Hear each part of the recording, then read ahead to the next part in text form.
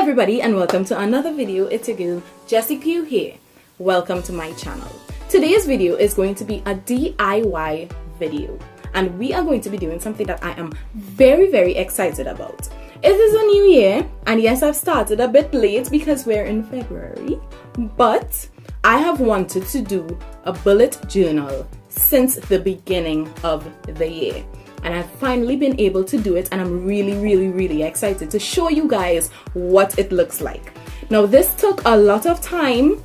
I've been working on it for a while, but it was absolutely worth it. And today I'm going to show you what my bullet journal looks like and just give you some tips and tricks on how you can make a bullet journal of your own. Now, some of you guys may be asking, what is a bullet journal? I'm going to tell you.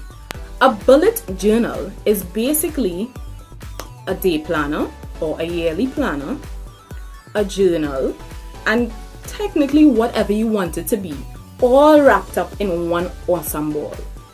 My bullet journal consists of a day planner, which is a 2018 planner, an expense tracker, a social media scheduler, a notebook, and a sketchbook.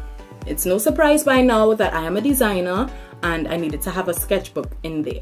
What I decided to do, because I went looking and searching, and I was not able to find the type of bullet journal that I wanted. So I decided that I was going to make one of my very own.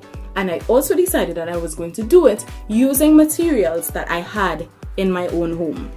I'm going to show you the materials that you would need to make your own bullet journal using materials that you have at home.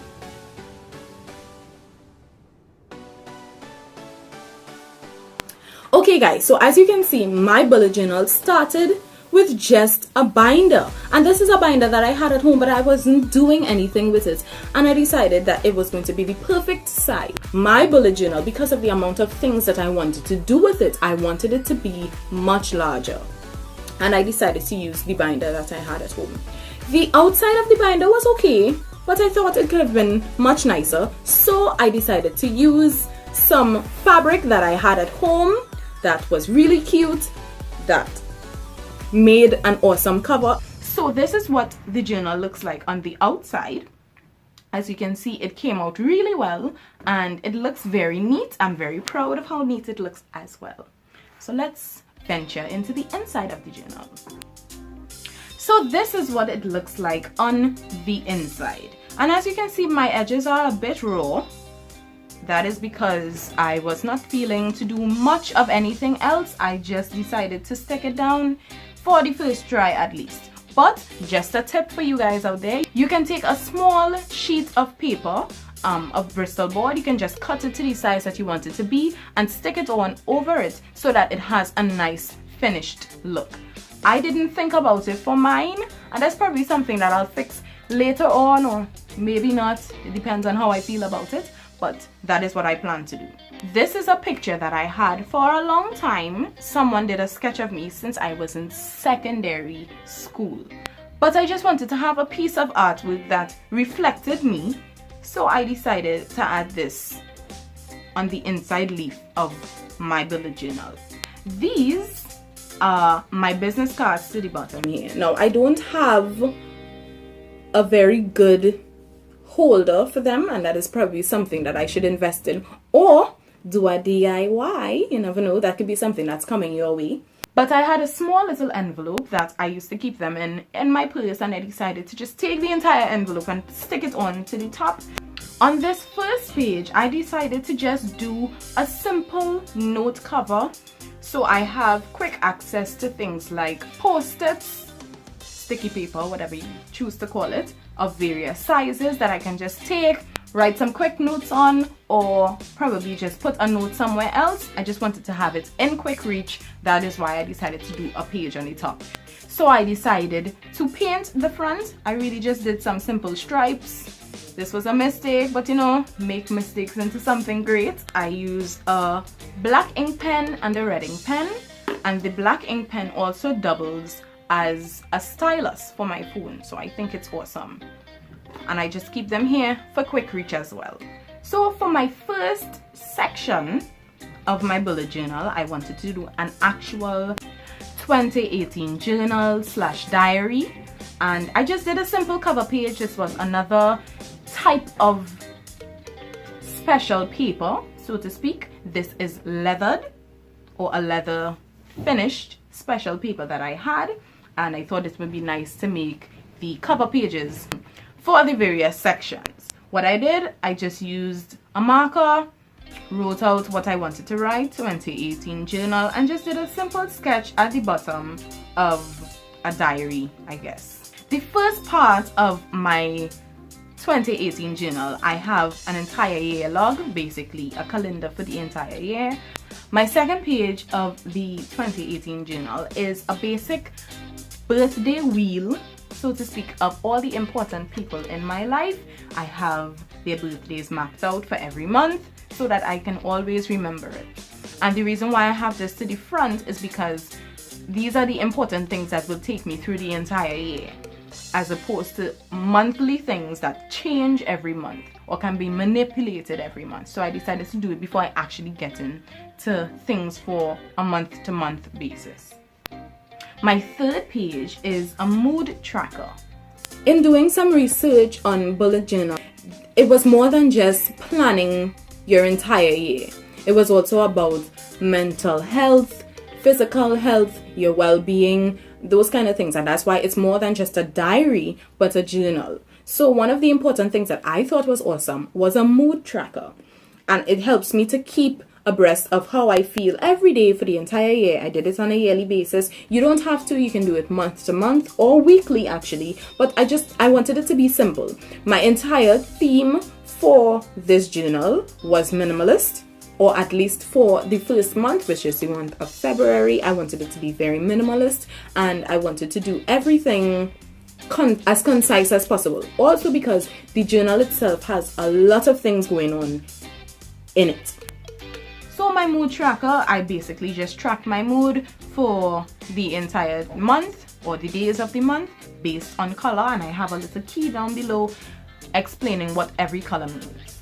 My next spread is movies to watch, and as I said again, I did it very simple, just did a film reel on the corner, but I'm keeping abreast of all the movies that I want to watch, and then as I watch them, I'll just tick it off. And we've reached to the month that we are currently in, the month of February. It is Carnival here in Trinidad, and as such I wanted to represent with my monthly spread, and I did a simple drawing of a mask. It's not necessarily the type of mask that we use in Trinidad, but it's close enough, so I'll take it. So this is my monthly calendar for February, and as you can see, I just drew it out, put in some important information in the calendar thus far, and as more things are added, I will just add them to the list. And I decided to cross out the days that don't apply for this month. And we've gotten into my actual weekly spreads. So this is my first week of February, and I'm not doing it on a Sunday to Sunday basis. I'm just doing it as the month starts. So from the first date, that is why it starts on a Thursday, as opposed to it starting on Sunday the 4th. So I put in everything that I have to do on every day of that week, all the details, and I give it a tick or I give it an X based on if I have accomplished my goal for that day. So the next page of my spread is a basic habit tracker. And as you can see, I haven't been doing that well so far, but I'm working on it. So what this tracker does is it basically tracks some key activities in my life, and the ones that I have chosen, at least for this month, are exercise, my water intake, and if I worked on that day. And just as with the others, I'm just going to cross them out every day based on if I've done it or not. So we're on to the second section of the journal, and that is the expense tracker.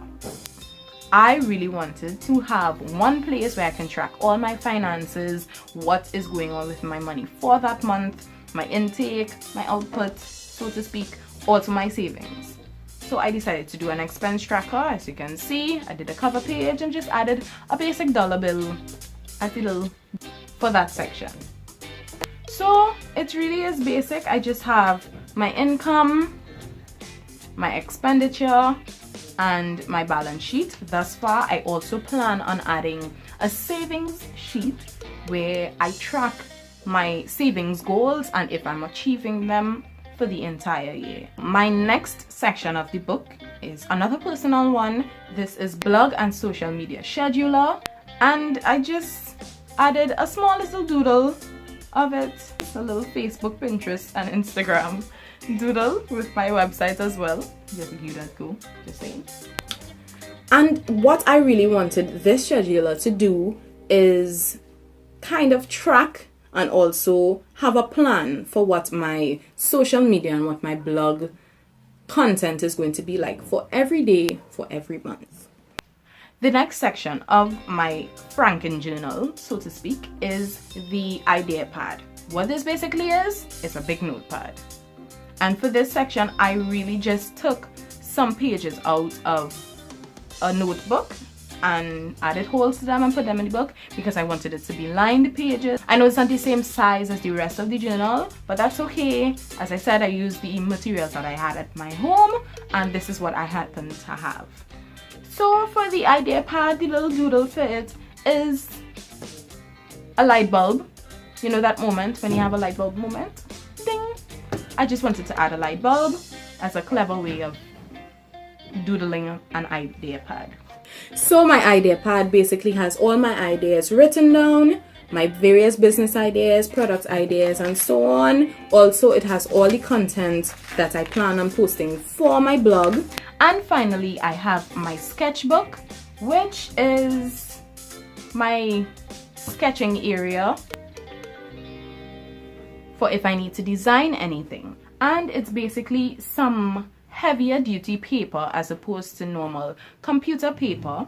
I used a type of Bristol board called cardstock, and that was because I would probably be painting or using markers in the sketchbook area, and I needed something that wasn't going to print out on the other sheets underneath it. I needed something to be able to withstand more pressure than just a pen or a pencil. And one of the reasons why I chose to use a binder as well is because I can add as much paper as I like it. As you can see, this is a pretty big binder that can take a lot, and it already has a lot because of the amount of sections that I have, but I wanted it to be able to take even more if I needed to. So guys, that was my basic run through of my 2018 Franken bullet journal. My all-in-one, my go-to, and I know it's pretty big, and a lot of people are like, wow, why is it so big? The reason is I have my own studio at home. There isn't a lot of places that I need to go unless I need to go somewhere, so it really works for me to have it this size. I'm able to get a lot more done in one book. And I actually don't have a problem with it being this big if I need to move around with it or travel with it, so to speak. And the reason why I made sure that it was well done on the outside is because, you know, it makes it a little fashionable and it makes it easier if I have to just walk around with it in my hand. I have something that's pretty and nice looking that would probably complement my outfit or something. I don't know. So guys, I would like to say thank you for checking out this video. So what I've done is that I've compiled all my ideas that I had for my bullet journal. I did a lot of research. I spent my time doing some research so I can know exactly what I wanted for my very personal bullet journal. I compiled a lot of ideas and a lot of styles to find the style that worked for me. So I made a Pinterest board that has all the information that I basically use. It also has a lot of ideas on how you can make it your very own style in terms of the doodles you can use, different design elements that you can add or take out depending on what you want from a journal. So I would like if you guys can follow my Pinterest board. The links for that are on the Jessica website.